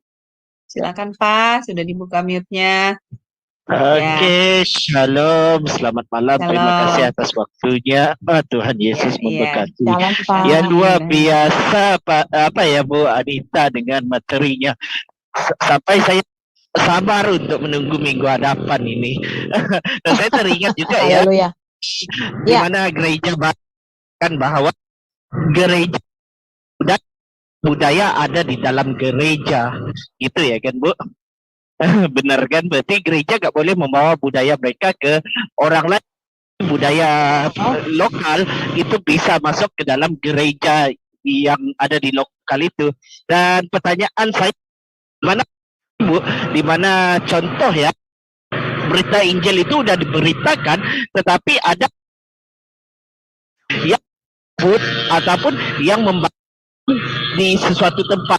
Seperti contoh kita bisa katakan karena di lapangan ya, seperti contoh mulanya Katolik masuk, terus ada Anglican dan terus Metodis juga masuk dan mereka saling berebut. Itu adalah fakta lapangan yang ada di tempat kami sini, terutamanya di pedalaman. Kira-kira gimana pandangan Ibu tentang hal seperti itu? Oke. Iya, silakan Ibu. Iya. Oke. Sekali lagi Bapak Ibu, kita percaya bahwa ketika ada banyak denominasi gereja ya, semua pasti ya, karena kenapa? Karena pola pemahaman dan hasil pemberitaan yang dibawa para misionaris yang tadi disebut, ada Anglikan, ada gereja ortodok dan macam-macam, ada gereja karismatik dan sebagainya. Semua itu kan dibawa oleh para pemberita Injil masuk ke dalam kebudayaan atau masuk ke dalam wilayah tempat. Ya. Kita tidak bisa memungkiri ketika beberapa aliran atau denominasi itu masuk ya ke beberapa wilayah. Bahkan di Indonesia sendiri wilayah aliran daripada gereja itu banyak sekali ya. Bahkan Departemen Agama itu mengirakan ada sekitar 300 atau 6.000 ya, saya lupa lah, pokoknya denominasi yang ada di Indonesia, ya. Berarti itu alirannya cukup banyak, ya. Nah, sekali lagi tidak mau mengkoreksi aliran mana yang benar dan sebagainya, karena itu masing-masing bicara soal doktrin, nanti salah gitu kan ya.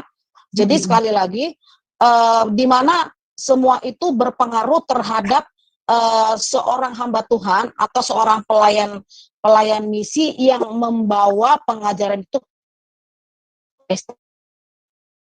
di Gorontalo, pegunungan, ya, waktu saya pelayanan di Gorontalo, pegunungan. Ibu interupsi, mungkin videonya, karena Ibu interupsi dulu, Ibu Anita, putus-putus ya. suaranya iya, iya. Mungkin ya, ya, coba ya, dicoba. Oke, videonya saya matikan dulu ya. Oke. Ya, jadi saya ulang lagi ya, Bu, ini ya. bagus. Oke, terima kasih, Bu. Ini bagus, Bu, luar biasa.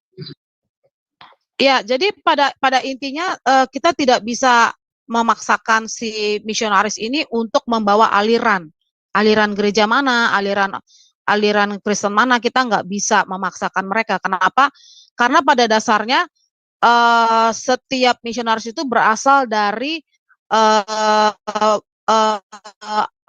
aliran yang berbeda-beda, ya Bapak Ibu ya. Tetapi kita untuk meresponi itu kita kembali kepada firman. Sekali lagi, supaya tidak terjadi permusuhan, tidak terjadi kesalahan, tidak terjadi ya pokoknya hal-hal yang akhirnya bertentangan, akhirnya nama Tuhan tidak dimuliakan. Menurut saya lebih baik kembali kepada firman Tuhan, ya, tidak membicarakan tentang aliran dan sebagainya. Jadi saya sekali lagi kepada Bapak, siapa tadi yang bertanya? Pak Aron. Pak Aron, ya. Ya, Pak Aron. Ya, kepada Pak Aron, ya, saya percaya Tuhan juga akan memberikan hikmat kepada kita, Pak. Kalau memang itu dari Tuhan, pasti juga Tuhan akan berbicara kepada kita, entah mengenai hal apapun juga, ya, sehingga kita tidak sembarangan gitu ya. Kita bisa mengetahui itu benar atau tidaknya dari hubungan kita dengan Tuhan, sehingga kita bisa mengetahui kebenaran itu ketika kita juga rajin baca firman Tuhan, rajin bersekutu dengan Tuhan. Otomatis itu ada sesuatu yang memang muncul dari hati nurani kita untuk membedakan mana yang baik, mana yang tidak, begitu. Seperti itu ya, Pak Aron ya. Iya. Oke, terima kasih. Oke, terima kasih atas jawabannya. Mungkin minggu hadapan lebih ditajamkan lagi ya, Bu.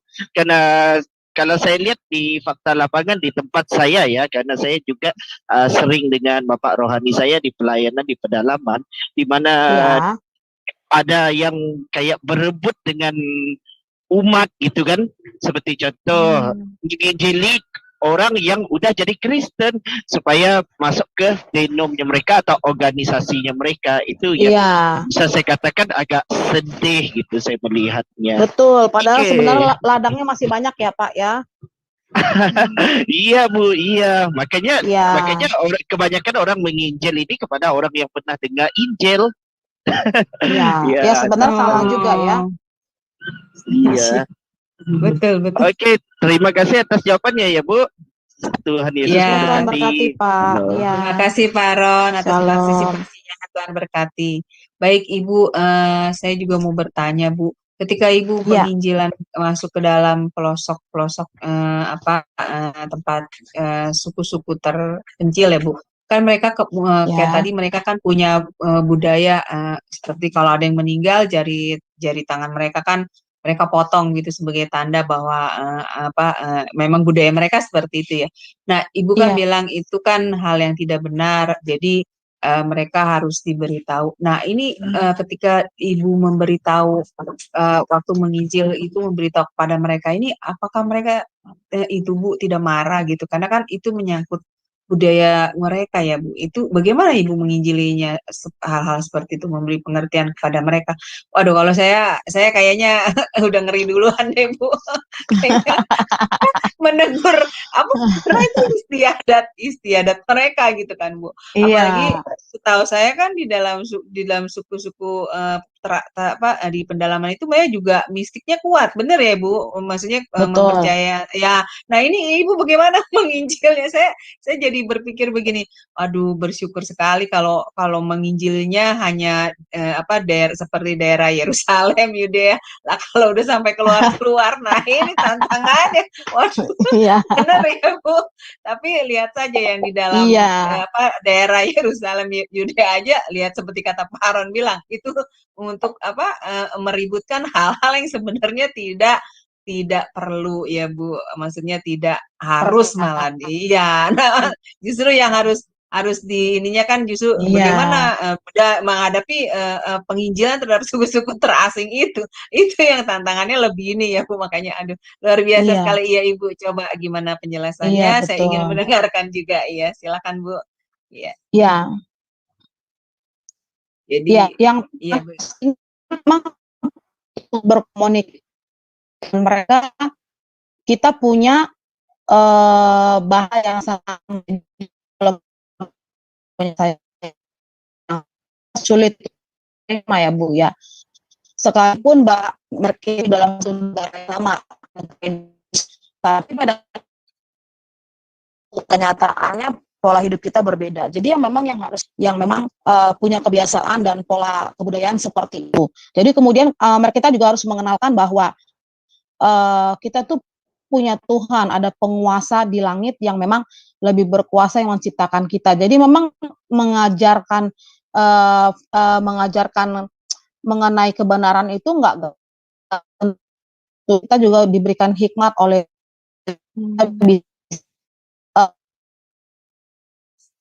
membagi firman itu dengan fair yang Tuhan dimana Tuhan memberikan kita intuisi kebenaran. Jadi adalah bagaimana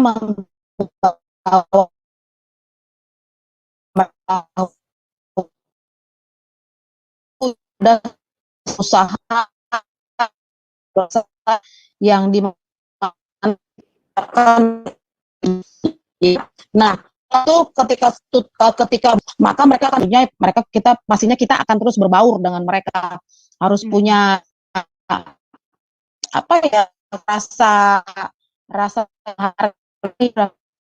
menghormati, rasa memiliki begitu ya, rasa untuk begitu kuat gitu ya, membawa mereka itu untuk bisa lebih dekat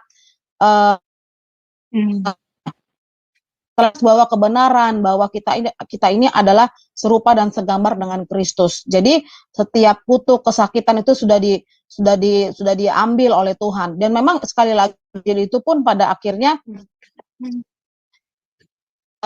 akan lebih detail bagaimana si penguasa itu pada akhirnya dia harus menjadi manusia dan mengangkat setiap dosa kita. Itu sebabnya Bapak Ibu, ini saya punya sebuah film, ini benar-benar real yang terjadi di Papua. Saya ingin sangat sekali bisa,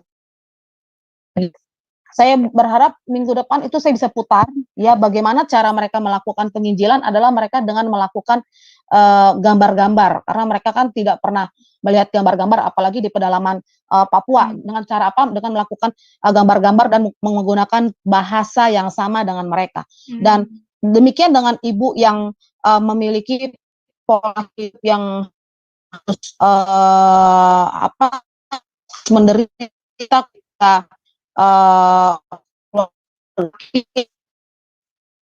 yang meninggal, dia bukan cuma ibunya tapi semua beberapa suku itu melakukan hal seperti itu. Berupa apa namanya yang sama, yang memang tidak mudah.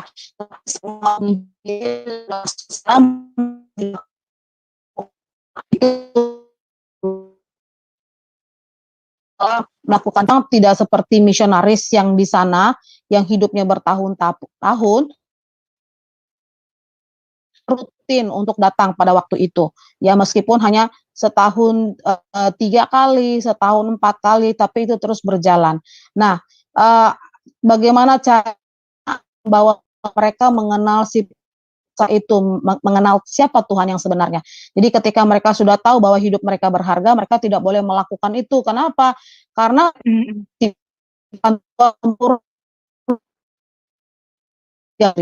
jadi kalau ditanya tengah kan bilang Tuhan itu seperti kalau kita menginjili orang-orang Cina Medan, maka kita akan bilang bahwa Tuhan itu seperti orang Cina Medan. Kenapa? Karena kita akan menyesuaikan dengan kebudayaan mereka sehingga mereka bisa percaya bahwa Tuhan itu bukan Tuhan yang digambarkan dalam poster bahwa Tuhan itu udah Tuhan yang bule gitu ya. Enggak, tapi kita bisa mengartikan hal seperti itu ya sehingga membawa pendekatan kepada mereka. Oh iya, ternyata kita serupa dan segambar dengan Tuhan dengan kebudayaan yang ada di sana. Jadi memang itu ceritanya panjang dan itu benar-benar untuk waktu dan bukan saya saja yang menyampaikan Injil itu untuk kebenaran, untuk mereka tidak melakukan kebudayaan dengan memotong jari itu sudah dilakukan oleh para misionaris-misionaris sebelumnya dan kita datang itu hanya untuk pemantapan-pemantapan saja berulang-ulang untuk menyampaikan bahwa kita berharga di mata Tuhan. Jadi sudah tanggung di atas dan sebagainya sehingga semakin banyak mereka mendengar hal-hal itu semakin oh ya ternyata tidak perlu melakukan hal seperti itu lagi. Di zaman sekarang mereka harus justru menghargai hidup mereka dengan apa adanya sekalipun mereka adalah orang-orang yang jauh dari keberuntungan. Ya, keberadaban. Yang melimpah ya. Di Papua itu Bapak Ibu ya, sehingga apapun yang ditanam di Papua itu pasti akan tumbuh dengan sangat subur ya. Dan Papua itu kan banyak tambang emas ya. Jadi kita bisa lihat sebenarnya Papua itu sangat kaya dan luar biasa, tetapi pada akhirnya mereka tidak bisa mengupayakan mereka. Kenapa? Karena mereka ditimpa dengan kebodohan. Para misionaris datang dan ini untuk mereka bisa hidup dalam kehidupan yang seharusnya begitu ya. Dan banyak hal yang memang harus dibereskan, bukan hanya pola kehidupan mereka saja, tetapi dalam hal kerohanian juga mereka masih perlu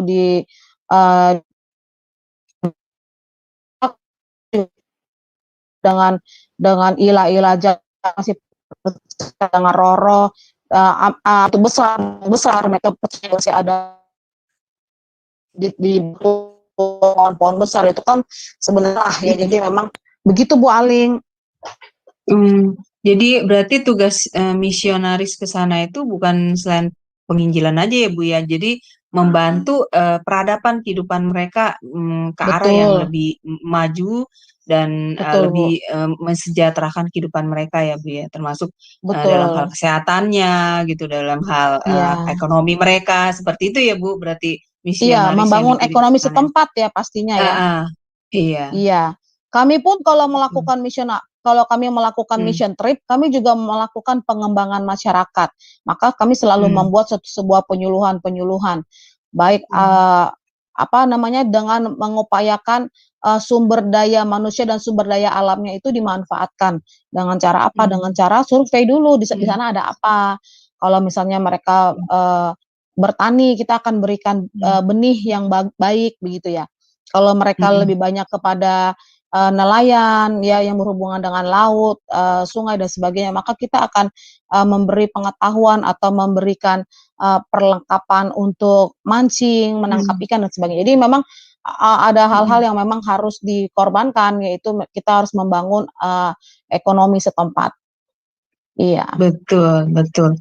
Wah, luar biasa ya Ibu, berarti memang Tuhan kita itu maksudnya mengirimkan umatnya itu untuk menjadi misionaris itu bukan hanya mengembangkan dalam hal kerohanian, tapi dalam segala aspek kehidupan dari suku-suku yang terpencil itu ya Bu ya. Iya, seperti betul, itu. Iya, apalagi ngelihat kisah tadi yang Ibu ceritakan bahwa mereka tuh di sana hidupnya sangat primitif ya Bu ya. Nah jadi tidak ada listrik ya Bu ya, pasti banyak yang nggak listrik belum masuk ya Bu ke sana ya. Iya, tapi kalau para misionaris mereka pakai genset Bu. Ya, untuk misionaris Mereka pakai ada sistem, genset, ya, ya. mereka pakai Tapi untuk sistem UV, tapi panel untuk penduduk panel tata surya gitu. iya, tapi untuk penduduk setempatnya mereka nggak mengenal yang namanya ya itu listrik seperti itu ya Bu, benar-benar primitif ya Iya, Bu. iya, kalau di daerah Mhm, pedalaman mhm, mereka tidak pakai mhm, itu ya. Kalau di daerah pegunungan mhm, pedalaman, tapi kalau sudah masuk daerah transmigrasi, sudah masuk pedesaan, mereka akan mhm, turun, ya mereka akan lama-lama mhm, mengenal begitu. Cuma memang sampai sekarang itu mhm, di pasar-pasar Wamena pedalaman masih banyak mhm, orang-orang yang berpakaian koteka itu turun ke pasar-pasar, ya masih banyak yang seperti itu. mhm, Ya bahkan di Papua itu juga masih mhm, ada orang-orang yang tidak berpakaian koteka, tapi mereka mhm, berpakaian atau ke kulit dari kulit kayu, ya. Jadi itu juga mhm, memang salah satu keunikan di Papua bukan hanya orang-orang dengan pakaian koteka saja, tetapi dengan kulit kayu ya. Jadi mereka ya mhm, sangat disayangkan kalau pemerintahan kita itu tidak melihat mhm, di sisi itu gitu ya. Sementara mhm, eh, mhm. di kota-kota di Indonesia itu sudah mengalami kemajuan yang cukup Luar signifikan gitu ya. biasa Jadi ya, betul, sayang betul, sekali gitu ya. Sementara di betul, Papua itu termasuk sumber alam yang sangat kaya sekali ya. betul. Apalagi Freeport itu sangat kaya, itu Mhm, emasnya tidak akan mhm, habis-habis, ya kan? mhm, mhm, Sebenarnya Papua justru pensubsidi negara Indonesia sebenarnya ya, kalau mau mhm, dikeruk semua mhm, kekayaannya begitu. Ya, tapi mhm. pada kenyataannya ya belum sampai ke situ ya. Betul, masih ada Iya, banyak suku primitifnya ya Ibu yang belum mengenal tentang kesehatan, ya obat-obatan ya Bu ya, untuk betul, penyakit-penyakit Bu. yang seperti malaria atau demam berdarah Iya. makanya. Ini, Iya, saya juga waduh, pernah kena malaria, Bu, dari Papua. heeh, Iya, nah iya makanya karena itu kan dalam ya hutan ya mengerikan Bu ya. ya, heeh, Iya, betul. betul. Tidak ada Jadi obat-obatan karena penyakit itu kan iya, harus kena obat yang ini Bu, kalau enggak kan bisa bisa meninggal itu. Orang kena penyakit iya. itu. Tapi Gitu. kalau mereka mungkin sudah Mhm, kebal ya, jadi sudah ada kekebalan mhm, tubuh di dalam diri mereka menyatu dengan alam. Nanti mmm, mungkin sesuatu waktu kita bisa pergi ke mhm. sana, mungkin mission trip 2 minggu, Ibu Heni, ya. Iya, Ya, iya kita tuh bisa Ibu Heni tadi kumpul-kumpul duit bilang masing-masing. Iya, Ibu Heni nggak ada bilang salahnya. teh iya. Kita Nah bisa tuh Ibu ke Heni bilang, "Saya ke Wamena, khawatirkan Saya bagaimana." mau, Ibu Heni apalagi bilang tinggal nih, pilih "Saya mau aja loh mau tinggal di kemana. Papua." saya perlu Ya, iya nih Bu Heni tadi kasih pesan mau tinggal di Papua. Boleh iya, Bu, mungkin sebulan ya kan. Sebulan di sana Ibu Iya, tinggal pilih mau kemana. Ke Wamena saya punya channel, ke Biak saya punya heeh, channel. Kemana? Ke Sorong saya punya channel ya. Di sana wah, juga ada mantap, Raja heeh, Ampat. Ibu tahu Raja Ampat? Ya, mmm, itu mhm, luar biasa, bisa searching di Google, itu juga sangat cantik ya, orang-orang bule pada mmm, lari semua ke sana di Raja Ampat. Mau ke mhm. Timika, mau ke Freeport, ayo saya punya channel, kita bisa Waduh, sama-sama ke sana. Haleluya. Tinggal kumpulin duit aja masing-masing, kita kumpulin duit sampai kita cukup duit untuk heeh, pulang pergi pesawat kan, nanti di heeh sana heeh. bisa diaturkan Wah, luar begitu. biasa. Iya, Ibu, saya juga apa salut ya Bu, Ibu juga sudah apa namanya penginjilan sampai ke pedalaman, lalu Ibu berhadapan langsung dengan suku-suku terasing tersebut. Kalau saya berpikirnya gini, menginjilkan mereka gitu ya Bu, apa tentang Tuhan kita gitu. Sedangkan mereka sendiri kan sudah mempunyai apa kepercayaan ya dan budaya mereka yang kuat ya Bu ya. Itu saya berpikir, Iya. aduh, apa, belum juga saya ngomong udah dibantai kali. Enggak lah, enggak sampai begitunya kali. Heeh, tapi Enggak sampai Ibu, begitunya. tidak ya, untuk sekarang tidak ya, maksudnya maksudnya di setiap, tempat, mereka itu sudah ada penterjemahnya ya, Bu, ya, seperti yang Ibu bilang itu. Jadi Ya kita nggak pasti langsung ada. masuk, berhadapan dengan, langsung dengan suku itu ya, Bu. Berarti Iya. ini yang luar biasanya ini adalah misionaris pertama Ibu yang masuk dalam, apa namanya, tempat suku-suku terasing itu. Ya mereka yang Oh membangun enggak, heeh, Saya Iya. bukan misionaris pertama, Bu. Iya, Bukan maksudnya misionaris pertama. ya, maksudnya ada misionaris yang pertama itu, Bu, ya, Oh yang iya, maksudnya pasti. ya mereka itu Pasti. yang apa namanya, yang luar Yang biasa gitu loh, Bu, membuka gitu maksudnya. ya. Ya, yang Iya. membuka jalur komunikasi dengan Iya, suku-suku betul. terasing itu, ya kan. Jadi kita Iya, juga kebanyakan orang bule, misionaris Bu. yang lain. Orang Amerika kebanyakan, Oh. orang Amerika, orang Kanada, orang Swiss. Hmm. Nah, saya itu punya bapak rohani. Saya punya bapak rohani, dia dipercayakan Tuhan waktu dia masih hidup ya. Dipercayakan 5 helikopter dari sebuah yayasan yang bernama Helivida yang berada di Swiss. 5 helikopter ini adalah untuk menangani suku-suku terasing, unreached people ya. Jadi di Papua itu ada 3 helikopter, lalu di satu itu ada di Kalimantan, lalu ada juga yang di daerah barat begitu. Jadi memang waktu bapak rohani saya ditugaskan di Indonesia untuk menjalankan tugas ini, ya saya berada di bawah naungan beliau, itu sebabnya saya bisa pergi kemana-mana juga dengan helikopter beliau karena memang saya anak rohaninya. Tapi ketika beliau pensiun, anak rohani yang lainnya menggantikannya begitu.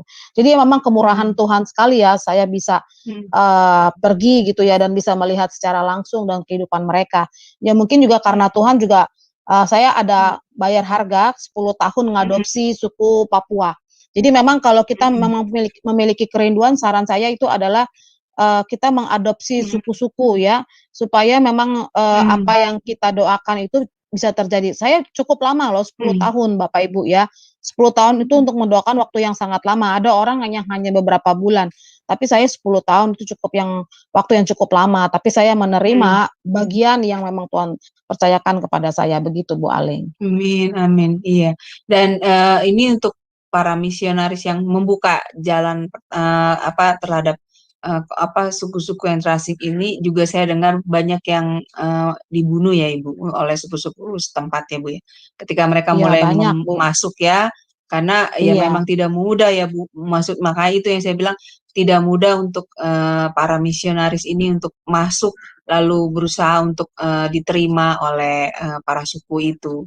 Jadi pasti betul, ada Bu. harga yang harus dibayar oleh Harus mereka ya. dibayar, Karena betul. saya mendengar banyak misionaris yang ketika mereka berusaha untuk mengabarkan Injil lalu membantu masyarakat setempat, mereka banyak mengalami penganiayaan juga kan, seperti itu ya Ibu Anita ya. Ya, Iya, betul Bu, makanya betul. luar biasa ya Bu, para misionaris yang sudah mau maksudnya berkorban gitu dengan kasih, terutama pasti dengan kasih ya Bu, untuk menyelamatkan manusia yang maksudnya di tempat-tempat terpencil seperti itu. Padahal bahayanya itu ya saya bilang tadi itu Ibu, bahayanya itu luar biasa, besar gitu, karena kita masuk ke suku yang belum mengenal peradaban gitu loh Bu, ya kan, seperti itu. Betul. Malah mungkin ada juga suku yang masih kanibal gitu ya Bu, maksudnya dia memakan manusia kali ya, masih ada yang seperti itu juga kan Ibu, mungkin di zaman dulu ya seperti itu. Masih Luar Bu, di biasa Papua ya. masih Iya. Bu. Nah makanya Di itu Papua Ibu, pedalaman makanya masih, tapi pemerintah tidak tahu loh Bu. Pemerintah Indonesia tidak tahu, yang tahu itu hanya misionaris aja. Masih ada Bu yang kanibal. ya? Masih, saya punya videonya. Aduh. Iya, cuma ini kan ini kan tertutup sebenarnya. Jadi kalau saya mengajar misiologi, pastinya saya akan bukakan di kalangan mahasiswa. Tapi kalau di umum seperti ini saya juga ragu begitu ya. Karena ini dokumentasi orang. Tapi kalau hanya di lingkup para murid itu saya bisa buka begitu. Tapi kalau di lingkup umum ini kan nggak bisa sembarangan begitu ya. Nah, ya ini makanya hal-hal seperti ini kan wah luar biasa. Ini kalau menurut saya misionaris ini itu pasti benar-benar dipimpin oleh Roh Tuhan ya Ibu. Tuhan, iya betul. Betul. Karena ya medan yang berat, tantangan yang berat, ya kalau dengan kemampuan dan hikmat sendiri rasanya tidak mungkin ya Bu. Bisa Betul, kuat nggak bisa dan Bu. bertahan.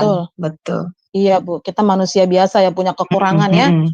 Iya, ketakutan terutama ya Ibu. Oh iya. Takut ya. Wah, betul. saya mau cerita nih Bu Aling ya. Saya mau cerita waktu pertama kali saya ke Papua itu saya nggak kuat berdiri di antara mereka. Kenapa? Maafkan saya kalau ada yang mendengarkan hal ini. Tapi sejujurnya jarak 1 meter saja itu bau mereka itu sangat luar biasa. Kenapa? Karena mereka tidak pernah mandi yang pertama. Bisa bertahun-tahun mereka tidak mandi. Kenapa? Karena cuaca di Papua itu sangat-sangat dingin, bisa minus derajat. Sementara mereka terbatas dengan pakaian. Sekalipun kami bawa pakaian pun mereka simpan, tidak pakai begitu ya. Nah, kebiasaan mereka adalah mereka untuk menghangatkan tubuh mereka mengoleskan minyak babi di tubuh mereka, di seluruh tubuh mereka. Nah, minyak babi itu fungsinya untuk menghangatkan tubuh dan mengusir nyamuk-nyamuk malaria atau serangga-serangga yang berada di sekitar mereka. Jadi setiap hari bayangkan kalau kita mengoleskan minyak itu selama setahun saja itu udah kayak apa kita punya kulit begitu ya. Tidak pernah mandi dengan ini saya bicara yang di pedalaman, bukan yang di daerah transmigrasi. Di daerah transmigrasi sudah lebih modern ya Bu ya. Saya bicara yang di pedalaman ya, pedalaman di pegunungan ya sudah lebih modern. Jadi waktu saya ke sana juga karena mereka hidup di Honai yang di bawahnya tadi saya sudah cerita ada perapian. Bayangkan tubuh mereka itu selalu kena asap setiap hari, setiap malam diselubungi dengan asap. Belum lagi mereka hidup bersama dengan babi yang berada di bawah Honai ya, di bawah rumah mereka. Jadi babi itu boleh masuk ke rumah. Kan mereka cuma pakai jerami-jerami kering untuk mereka tidur sebagai alas mereka. Jadi bayangkan 1 meter jauhnya itu saya sudah nggak tahan. Kenapa? Karena baunya itu luar biasa. Sejujurnya itu menjadi halangan waktu pertama kali. Tapi lama-kelamaan yang muncul itu bukan bau. Yang muncul itu adalah kasih. Jadi ketika sudah sampai di sana nggak lagi bau yang tercium, tapi karena kasih Tuhan itu ya kita rangkul mereka, kita peluk mereka. Jadi nggak ada lagi rasa rasa canggung begitu ya karena bau. Awal-awal tuh saya mau pingsan jujur aja. Tapi karena kasih Tuhan lebih kuat ya, akhirnya bisa untuk berbagi dengan mereka begitu. Iya, jadi jelas banget ya Bu ya ketika misionaris yang penginjilan ke pedalaman itu ya karena kasih karunia Tuhan lah yang memampukan mereka ya Bu untuk melakukan tugas misinya. Betul. Ya Ibu Anita ya. Wow, betul. Luar biasa. Betul Bu. Materi malam ini. Semoga minggu depan lebih lagi membuka hati dan pikiran Bapak Ibu sekalian yang mendengarkan bagaimana tugas dari misionaris ini ya. Jadi ini membuat kita jadi untuk semakin lebih kuat ya Ibu, maksudnya kita yang melakukan tugas mengabarkan Injil ini yang di lingkungan, ibaratnya lingkungan Yerusalem, Yudea, yaitu lingkungan kita sendiri. Nah ini dibandingkan dengan misionaris itu, wah itu benar-benar. Nah ini jadi memberi kita untuk satu spirit semangat ya Ibu untuk ayo kita jangan merasa tidak mampu, berat. Lihatlah para misionaris kita yang luar biasa yang mau berkorban masuk ke dalam pedalaman untuk menjangkau umat-umat yang belum mengenal Yesus Kristus sebagai juru selamat. Ya luar biasa Ibu Anita, terima kasih untuk pelajarannya yang sudah diberikan kepada kita semua. Semoga ini menjadi pencerahan dan juga pemahaman bagi kita dan menjadi rema ya Ibu pelajaran malam ini di dalam diri kita masing-masing sehingga semakin menumbuhkan dan juga meneguhkan iman kita dan semakin mengerti kehendak Tuhan. Amin. Baik Ibu, karena sudah semakin larut juga kelas kita akan kita tutup. Ibu boleh closing statement untuk materi malam ini dan pimpin doa bagi kami semua. Terima kasih Bu Suryani, Tuhan berkati.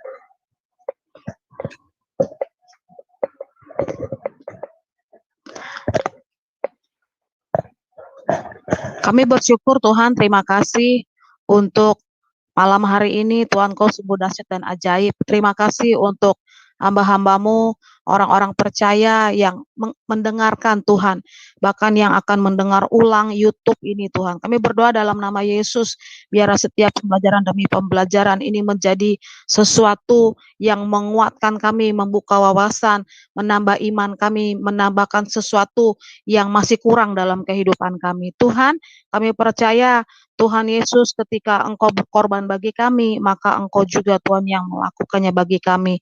Maka biar setiap kami bukan hanya orang-orang yang menerima daripada korban Tuhan, tapi kami percaya kami adalah orang-orang yang dipercaya oleh Tuhan untuk melakukan bagian yang sudah Tuhan tempatkan dalam diri kami masing-masing. Terima kasih Tuhan, kami percaya dalam nama Yesus, Tuhan akan berikan kesempatan-kesempatan dan api yang baru bagi kami, untuk kami boleh Tuhan lebih merindukan lawatan dan kegerakan Tuhan terjadi, bukan hanya di kota-kota dan di desa-desa, tapi sampai pegunungan-pegunungan, pedalaman-pedalaman, tempat-tempat yang tidak terjangkau, nama Tuhan ditinggikan. Kami berdoa dalam nama Yesus, pemakaian Tuhan yang dahsyat dan ajaib dalam diri kami, semuanya akan Tuhan kerjakan seperti yang Tuhan mau dalam kehidupan kami. Kami berdoa Tuhan Yesus, pakai setiap kami sampai Tuhan akhir daripada pembelajaran misiologi ini. Kami percaya kami adalah orang-orang yang ditempatkan oleh Tuhan untuk menjadi pembawa lawatan, untuk menjadi pembawa kegerakan, untuk menjadi Tuhan Yesus membawa kebenaran-kebenaran Tuhan kepada setiap umat manusia. Terima kasih Tuhan Yesus. Terima kasih untuk Shema Adonai. Kami percaya Tuhan sedang memperluas Shema Adonai untuk melakukan banyak hal yang ajaib dan luar biasa. Setiap orang-orang yang tergabung di dalamnya adalah orang-orang pilihan Tuhan, sehingga mereka adalah orang-orang yang ditempatkan Tuhan berada di garis depan untuk Tuhan melakukan penuaian. Terima kasih Tuhan, kami percaya dari berbagai tempat, lokasi, negara di mana kami tinggal, yang tergabung dalam Zoom ini, dalam YouTube ini, kami berdoa di dalam nama Yesus, pemberitaan ini boleh sampai dan nama Tuhan yang dipermuliakan. Terima kasih Tuhan, kami kembalikan segala kemuliaan hormat bagi Tuhan di tempat yang maha tinggi dalam nama Yesus. Amin. Amin. Amin. Amin. Amin, puji Tuhan. Terima kasih Ibu Anita untuk pelayanannya yang luar biasa bagi kami. Semoga pelayanan Ibu semakin diberkati Tuhan lebih dan lebih lagi menjadi berkat bagi banyak orang.